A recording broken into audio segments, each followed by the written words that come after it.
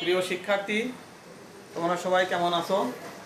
আশা করি সবাই সুস্থ আছো বাসায় এবং মনোযোগ সহকারে সংসদ টিভিতে যে সমস্ত অনুষ্ঠানগুলি হচ্ছে বা তোমাদের বিভিন্ন ক্লাসের যে ক্লাসগুলো হচ্ছে তোমরা মনোযোগ সহকারে সেগুলি দেখছো এবং অনলাইনে বিভিন্ন স্কুলের স্যাররা যে সমস্ত ক্লাস নিচ্ছে সেগুলো তোমরা মনোযোগ সহকারে অবলোকন করছো।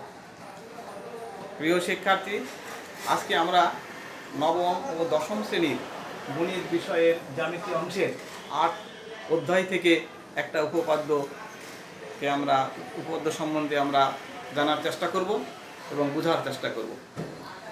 প্রিয় শিক্ষার্থীরা, দেখো এখানে উপপাদ্য ২০ কি বলতেছে? বৃত্তের একই চাপের উপর দণ্ডায়মান কেন্দ্রস্থ কোণ বৃত্তস্থ কোণের দ্বিগুণ। এখানে বৃত্ত সম্পর্কিত বৃত্তের একই চাপের উপর দণ্ডায়মান, এখানে কিন্তু চাপ, কেন্দ্রস্থ কোণ এবং বৃত্তস্থ কোণ এই তিনটা জিনিসের সাথে সম্পর্কযুক্ত এই উপপাদ্যটি। এই উপপাদ্যটি প্রমাণ করতে গেলে আমাদের তিনটা জিনিস সম্বন্ধে আগে জানতে হবে। কি? বৃত্ত চাপ কি, কেন্দ্রস্থ কোণ কি এবং বৃত্তস্থ কোণ কি। তাহলে বৃত্তের চাপ কি? চাপ হলো এই যে, মনে করো দেখো এই যে এটা একটা বৃত্ত, তাহলে এটা একটা বৃত্তের কেন্দ্র। তাহলে এই যে বৃত্তের যে দুটো পরিধির উপর যে কোনো দুটো অংশ, এই যে এখান থেকে এই পর্যন্ত এইটা একটা চাপ, আবার বাকি এইটা আরেকটা চাপ। তাহলে পরিধির যে কোনো দুইটা অংশকে বলা হবে বৃত্তের চাপ। এখন আসি আমরা কেন্দ্রস্থ কোণ এবং বৃত্তস্থ কোণ। বৃত্তস্থ কোণ হলো বৃত্তের জ্যা, দুইটি জ্যা, বৃত্তের দুইটি জ্যা বৃত্তের উপরে যখন ছেদ করে বা মিলিত হয়। যেমন এইটা একটা জ্যা, দেখো জ্যা কি? তাহলে দেখো এখানে কিন্তু জ্যা কি সেটাও আমাদের জানতে হচ্ছে। জ্যা হলো বৃত্তের দুইটি অংশের সংযোজন। যেরকম আমি এই বৃত্তের এই পরিধির দুইটি অংশ, এই অংশ আর এই অংশ যোগ করে দিলাম, তাহলে এটা একটা জ্যা হয়ে গেল। তারপর এই অংশ আর এই অংশ যোগ করে দিলাম, জ্যা হয়ে গেল। তাহলে এইটা একটা জ্যা আর এইটা একটা জ্যা, এই দুইটা জ্যা পরস্পরকে এই বিন্দুতে ছেদ করছে না? দেখো তো দুইটা জ্যা, এখানে এই জ্যাটা আর এই জ্যাটা এইখানে ছেদ করছে, তাহলে এটাই হলো কি? ছেদ বিন্দু। তাহলে এই বিন্দুতে যে কোণ উৎপন্ন হইছে সেটাই হলো বৃত্তস্থ কোণ। Clear?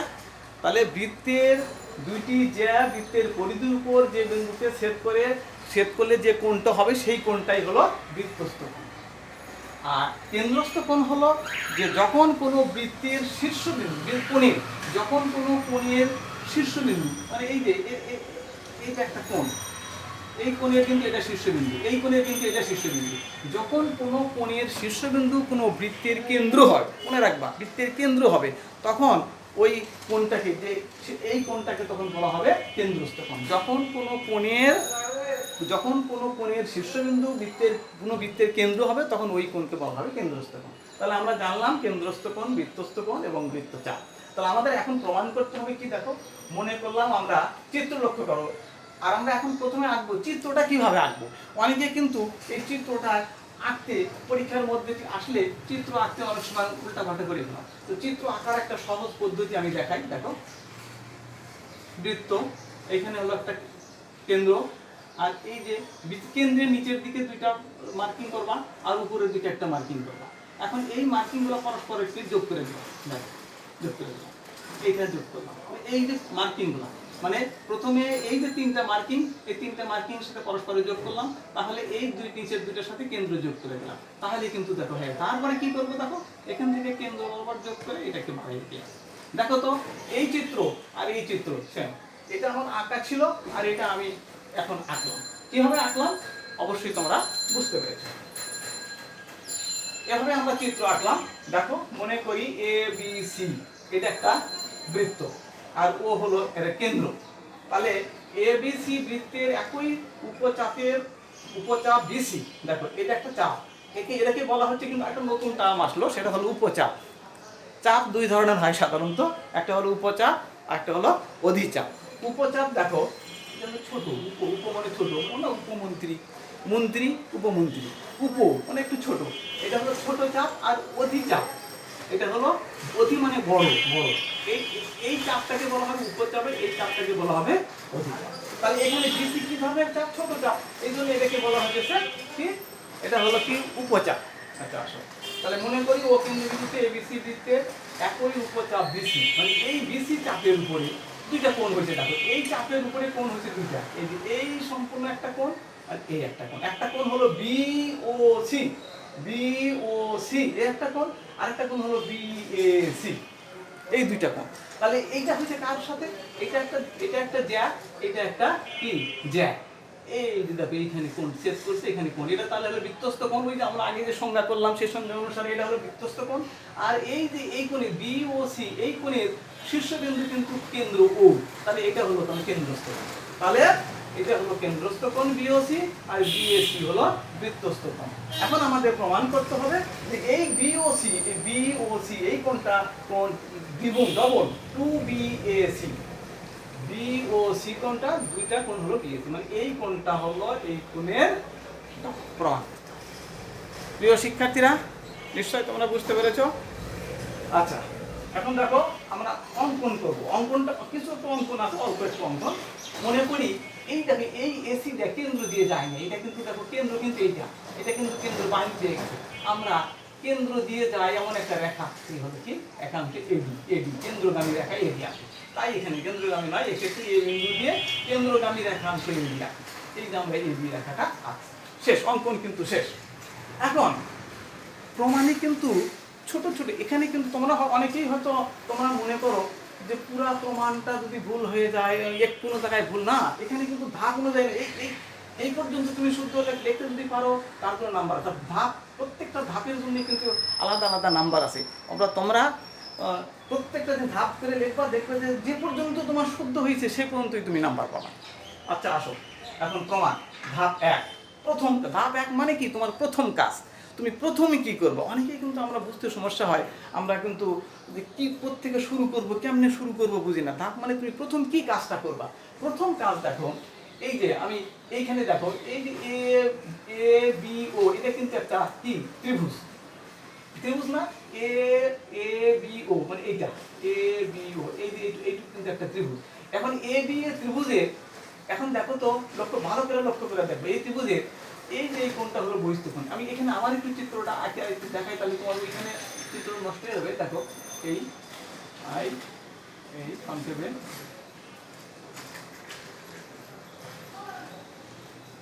A B B C, লক্ষ্য করো। এখন এই যে এই কোণটা এই ত্রিভুজের এটা কিন্তু বহিস্থ কোণ, এটা হলো বাহিরের কোণ। তাহলে আমরা কিন্তু একটা উপপাদ্য জানি যে কোনো ত্রিভুজের একটি বাহুকে বর্ধিত করলে যে বহিস্থ কোণ উৎপন্ন হয় তারা অন্তরস্থ বিপরীত কোণদ্বয়ের সমষ্টির সমান। তাহলে আমরা এই ত্রিভুজের এই বাহুকে বাড়াইছি, তাহলে এটা হচ্ছে বহিস্থ কোণ। তাহলে এই কোণটা কিন্তু এইটুক এবং এইটুক কোণের যোগফলের সমান। তাই এটা হলো বহিস্থ কোণ, এই দুটো হলো অন্তরস্থ বিপরীত কোণ। বুঝতে পারছো?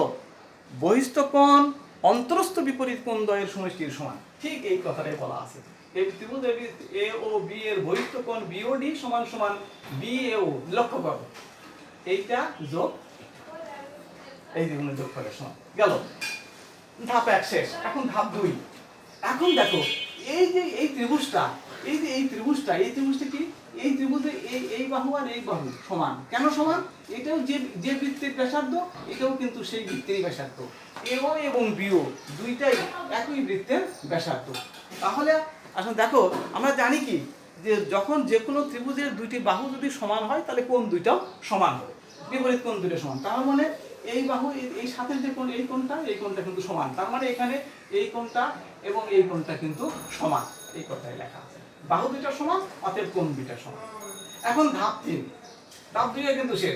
এখন ধাপ 3 প্রথমে চলে যাও এখানে, একে দেখো কি বলা আছে, বি ও ডি কোণ, বি এ কোণ আর বি কোণ। এখন দেখো তো আমরা এই দুই কোণ যখন সমান বলছি, এইটা আর এইটা যখন সমান বলছি, তাহলে এই কোণটা তাহলে এই দুইটা যেহেতু সমান, যে কোনো একটা ডবল, তাহলে বিওডি কোণ মানে এই বিওডি কোণটা এই কোণ যোগ এটা মানে আরেকটা এটা বিওএ, তাহলে আরেকটা বিএও, তার মানে এইটা যোগ এটা মানেই হলো বিএ 2BA মানে ডবল। মানে এইটা এই একটা এটা বলতেছি না, তখন বলতেছি এইটা মানে এটা তো সমান, তাহলে এইটা মানেই হলো 2BA। তাহলে বিওডি কোণ দেখো এই বিওডি কোণ মানেই হলো 2BA। এখন দেখো একইভাবে ধাপ 4 একটা কাজ কিন্তু আমার প্রথম কাজ কিন্তু শেষ। তাহলে আমরা কি করলাম, আমরা প্রথমে দেখলাম এই ত্রিভুজ থেকে আমরা পেলাম যে এই কোণটা হলো এই কোণের ডবল, মানে এইটুক কোণ এই কোণের ডবল। ঠিক একইভাবে ধাপ 4 যে আমরা এই ত্রিভুজ থেকে এ ও সি এই ত্রিভুজের এটাও কিন্তু বহিস্থ কোণ, তাহলে এই কোণটাও কিন্তু এই কোণের ডবল। বুঝতে পারছো তোমরা? দেখো তাহলে এইটা যদি এইটার ডবল হয়, ঠিক একইভাবে এই কোণটাও কিন্তু এই কোণটা ডবল হবে। ঠিক আছে?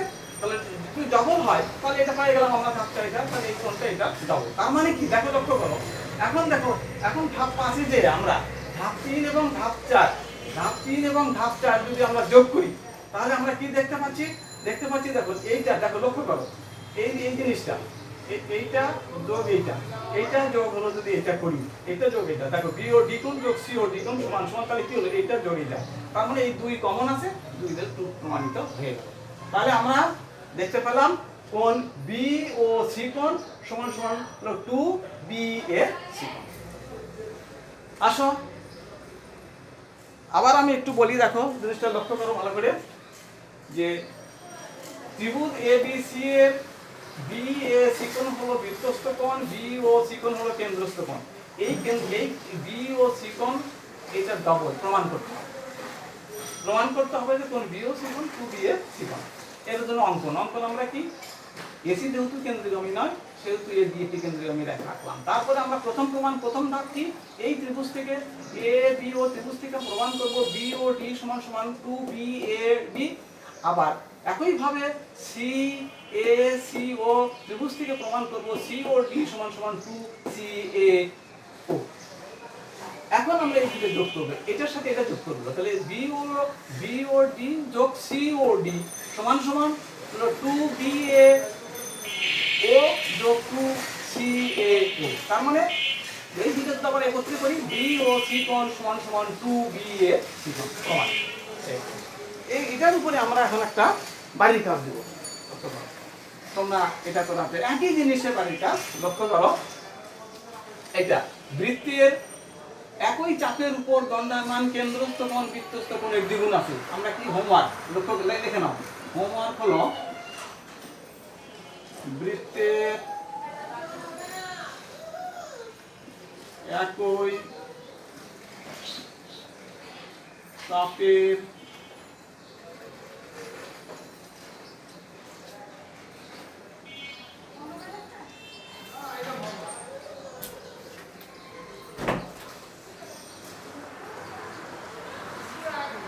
চাপের উপর বৃত্তের একই চাপের উপর দণ্ডায়মান বৃত্তস্থ কোণ কেন্দ্রস্থ কোণের